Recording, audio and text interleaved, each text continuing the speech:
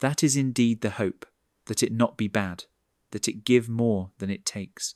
Unlike this monster which is sitting to my left, which pretends to be inert, which I discovered centuries ago, or perhaps it found me.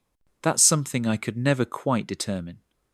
But that it's conscious, that I know, for even now, this very moment, as it sits there, it is grinning, perhaps with delight, in its anticipation of vengeance. It often sits in living rooms, which really is amusing, because as a living thing, it seems, indeed, to have these miscellaneous, almost human requirements. It can be generous, that is true, and so it was towards me, amongst a multitude of other qualities, including jealous, shrewd, and desperately, diabolically cunning. The latter's the most dangerous, for it's attached to its intuitions which fasten so invariably on the innocent, particularly on those who've been exploited, victimized, and violated, who are looking for a friend or a protector whom they can trust, for, as a rule, they're far too young to realize they ought be very cautious, since nothing comes without a price, be it distraction, be it protection, or be it hunger, masquerading as devotion or as kindness. You need only touch me, need only stroke me, so it would whisper, and I will take you to my bosom, where I'll cradle you in safety forever. You'll be encircled in a halo, and there'll be music. You like music, yes? Well then, it is settled. It's a deal. You'll not desert me, and I, in turn, will see to it you're safe, that you'll always have this place, this refuge, and in return, that's not something we need discuss now. It's but a trifle I'll be asking, you will see. You'll have the better of the bargain by a long chalk, for I ask only for company, for curiosity. Well, to be completely honest, it will all be a bit more complicated than that, but that needn't all be discussed presently. Now that we've met, perhaps you ought make note of precisely when it was. And so I did, dutiful little boy that I was. I recall awaking in the wee hours of some morning or other. Was I 4 years old? Perhaps I was. I recall only that I sat bolt upright in a sweat, because I knew I had to note the exact time at which we'd made this bargain, I and this thing. But how was I to do it? I was 4, maybe 5. I had no pen, I had no paper, so I slithered to the bathroom and wrote the date of our first meeting in the sink with gobs of toothpaste, which I somehow thought would last, perhaps forever. Yes, I recall it.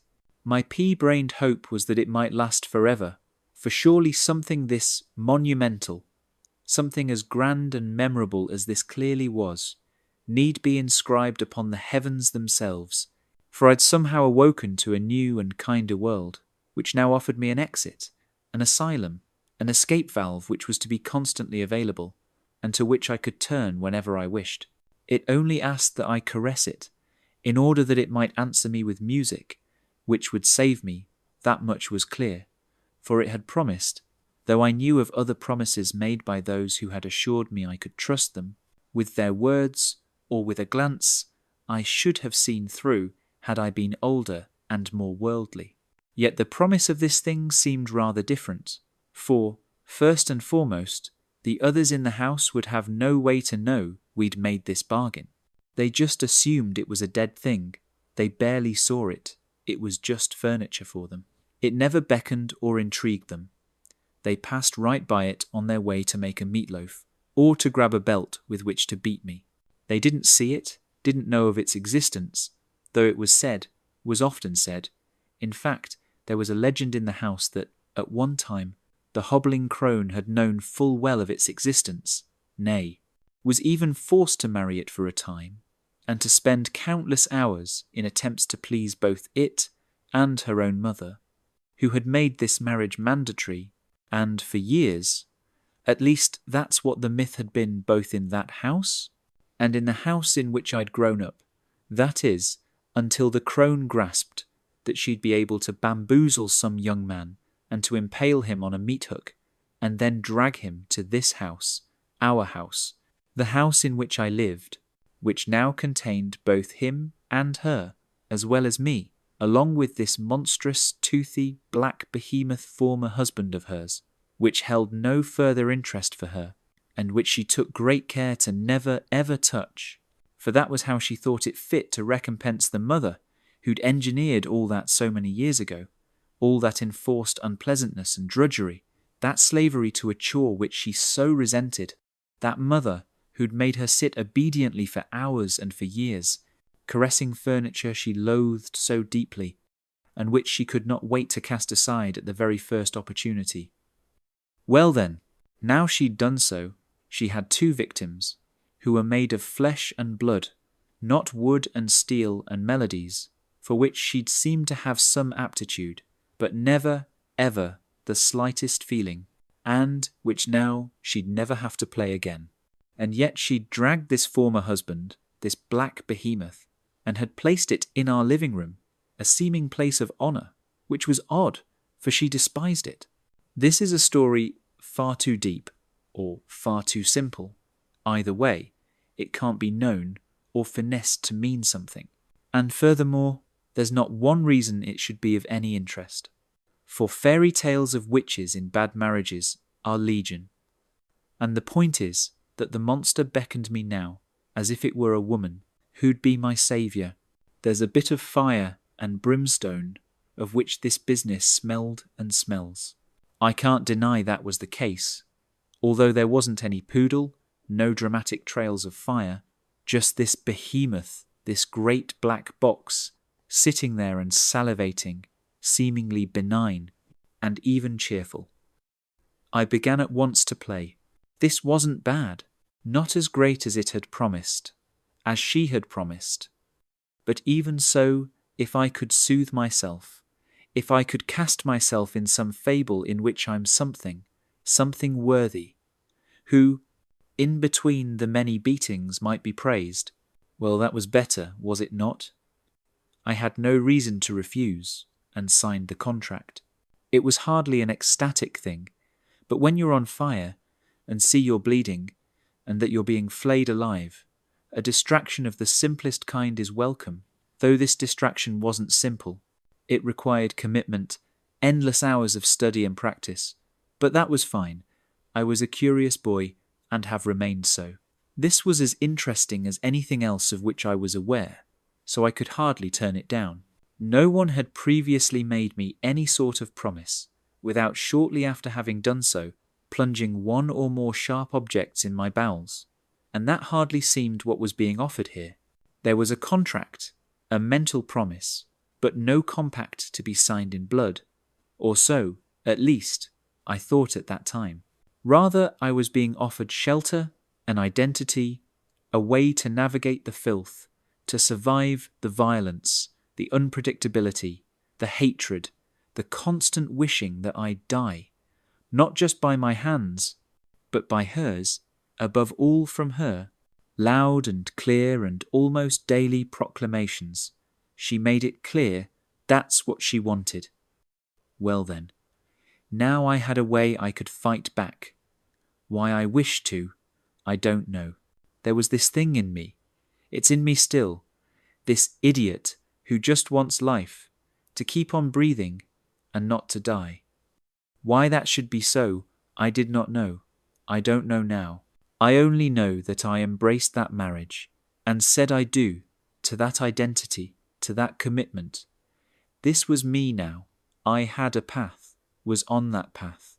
Yes, it cut through dangerous forests filled with phantoms and with harpies, who desired that I suffer, that I come within a hair's breadth of extinction, like a comic on a vaudeville stage, who's yanked off stage by shepherds' crooks attached to canes and poles, wielded by her at first, but then by me, yet always thrown back with great force upon that stage, a moment later, naked, terrified, and forced to perform. In point of fact, I remember quite clearly, when playing upon my new mistress, without the slightest clue what I was doing, in the presence of the hag, she seemed delighted. And, when delighted, was not dangerous. It was seductive. It was revolting, because she might have well been fingering her twat with great abandon as her little boy pressed buttons on this curious piece of furniture, which had promised his survival, and which had filled him with the notion that he might well have a future, that he not be forced to die at any moment, at every moment, after having been through tortures of the most abominable sort, with which he was more than a little familiar, which, in fact, were his near to daily bread. And now the point of this sad tale, the question which has no answer, it's the only one that matters, so why not ask it? But of course there'll be no answer, not a simple one at least. But nonetheless, who was that boy before that fateful bargain? Am I still him? That terrified boy, consigned to a solitary hell, who possessed no weapons, who clutched a piece of furniture to his breast, in hopes it might protect him, give him a self to which he might then cling, that boy who hung now like a madman, onto bits of floating debris on a black sea, poised to swallow him, and which did indeed swallow him, and on very many occasions, only to cough him up a moment later, panting and spitting up seaweed, looking for her, she who would save him. Surely she must come soon. Ah, there she is, floating there still, my lover, my protectress, a mighty fortress, she to me. He'd be safe now, that little boy.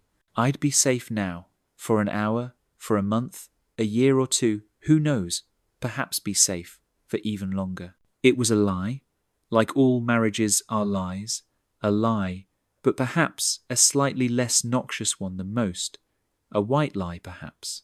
But enough now with these two-bit parables, these metaphors, this horseshit I gave her, this hellish thing, this duplicitous, famished piece of furniture.